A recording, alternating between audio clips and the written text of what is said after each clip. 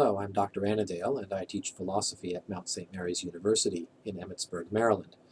This video summarizes the final part of Book 1 of Plato's Republic.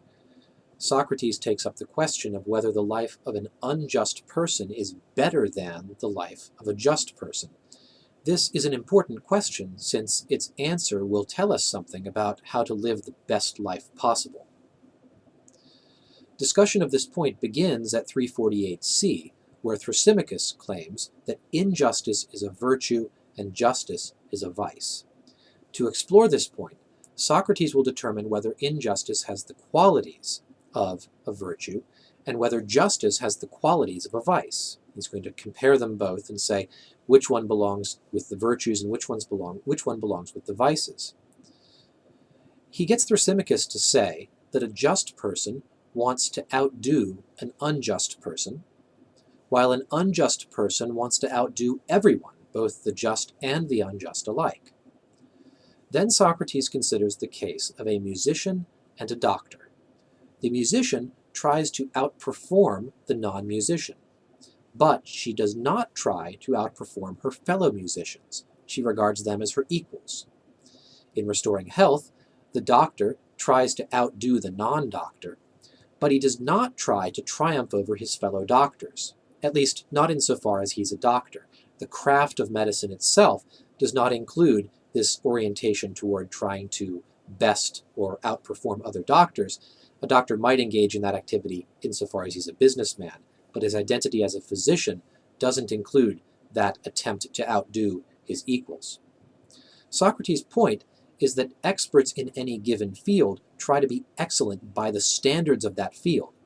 They do not regard other excellent practitioners as rivals, but as members of the same elite group.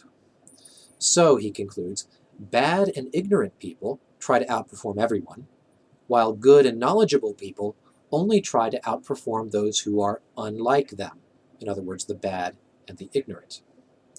This suggests that the unjust person is more like a vicious person, since he turns out to be like the ignorant and bad, rather than like the good and clever.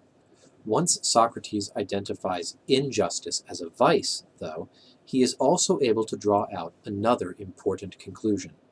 As we move through the next few pages, it is important for you to keep in mind that a virtue, also translated as excellence, is something that enables you to perform an activity well. If injustice is a vice, then rather than bringing power to the one who has it, it brings factions, hatreds, and quarrels, while justice brings friendship and a sense of common purpose. My first reading question for you: how then will two unjust people behave toward each other? What does Socrates say accounts for the ability of unjust people to act together towards a common project? Look around 352c for the answer. In the next section of the argument, Socrates ties virtue even more closely to a thing's proper activity and to its well-being. He argues, beginning at 352e, that each thing has a function, that which one can do only with it or best with it. And the virtue of each thing is what enables it to perform its function well. Now, the function of a soul is living, and the virtue or excellence of the soul, Socrates says, is justice. Justice is what enables the soul to live well. And so we can see that a just soul is a soul that is living well or happily. But Socrates concludes this book by saying that he's gone very quickly through all of these points, and much more remains to be said. This brings us to the end of Book 1 of Plato's Republic.